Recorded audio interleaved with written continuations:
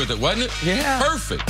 Controversy at the end of this game. Celtics Sixers, Jason Tatum spinning off Joel Embiid and dunking it over Ben Simmons.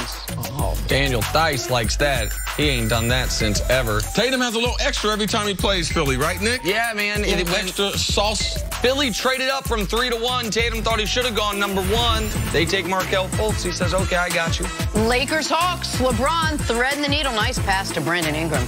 LeBron was amazing last night as far as his passing. The only thing amazing about the Lakers, there were several times, too. He could have had close to 20 Should have been a 20 assist game. Yes. First play of the game. 20 assists, 20 free throws. Because LeBron started selling for them jump shots, too. So first play of the game, he gets Kuzma a layup. How many times in transition did he pitch it ahead for a layup and a guy gagged it? But it wasn't all good news for LeBron. No. Forgettable night for the Lakers, except that we remember it quite well. They lost to one of the worst teams in basketball in the Atlanta Hawks. As a result, they hit the All-Star break below 500 and currently out of the playoff picture. Questions swirling now about head coach Luke Walton and his job security. Here is Walton on the Lakers' mindset entering the break. Disappointing loss for us, but, it's time for us to get away and reflect a little bit about where we are as a group. And I think this first part of the season, we've gone through a lot of adversity as a group. We're probably not where we want to be, but we're still close enough. So we got a challenge ahead of us coming back after All-Star, and we got some work to do. But I think we have a group that's up for that challenge, and we'll look forward to attacking that when we get back after it. All right, Nick, what do you think? Should the Lakers stick with Luke Walton through the rest of the season? No, I think they should fire him during the All-Star break. During this current All-Star break that starts tomorrow? Yeah. That's the one? Yeah, that's a fireable loss last night. There's nothing to lose by firing him. Does someone make the case for me Luke Walton's a good NBA coach? I'd love to hear it. That doesn't involve when Steve Kerr was out, the Warriors were 39-4. I'd love to hear the case that to why you've got to stick with Luke Walton, who last night was guessing. What's the rotation going to be? I don't know. Mike Muscala, who played, we traded for him, he gets 14 minutes. He's not going to play at all. Reggie Bullock, he's going to start because LeBron's going to play point. No, actually, LeBron's going to play center. No, the Hawks' big men are in foul trouble. Let's not play it big the whole time. LeBron's going to play 44 minutes, but he's going to come out mid-third quarter and then play the entirety of the fourth quarter. Someone make the case. What is it, the 26 wins his first year with the Lakers or the 35 wins last year with the Lakers that is supposed to make me believe, well, you got to stick through Luke Walton through these growing pains? I don't see it. I just want the case to be made as to why when a team clearly needs a jolt, and if they're going to be a championship team at some point, it's almost assuredly going to be with a coach different than Luke Walton, why you wouldn't make the move right now when you have Brian Shaw sitting on the bench as the interim guy. Oh, so you think Brian Shaw would be the jolt, that would give them the jolt?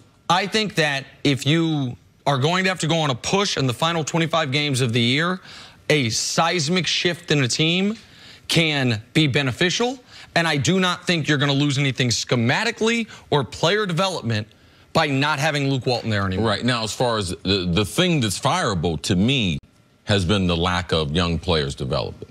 So I'm not a person that likes to overreact. The reason why I watched the game last night was because I thought they could lose. They weren't playing well as a team, but that to me is not the reason why you fire him. The reason why you fire him is because I don't think my young players are responding to the coach. In the time that they spend off the court, they're not developing the way I would want them to develop. Now, the benefit of being in the NBA, we have seen season changes early in the season, mid-season changes, and the team go on to improve. Typically, in the NFL, you don't see that. NBA, you can see that. Is Brian Shaw the force multiplier? I don't know to that one.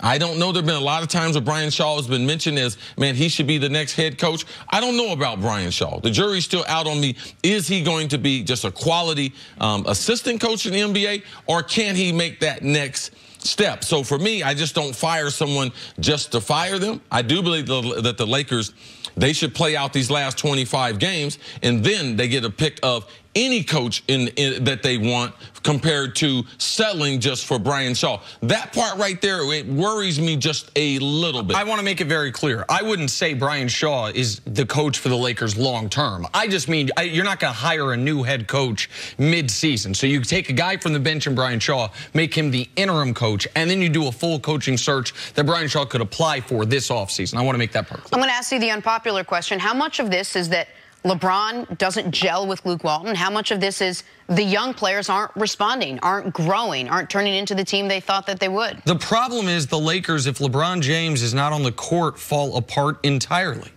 This year, with LeBron on the court, they outscore their opponents by 2.5 points per 100 possessions. With him off the court, it's -5. That's a 7.5-point swing.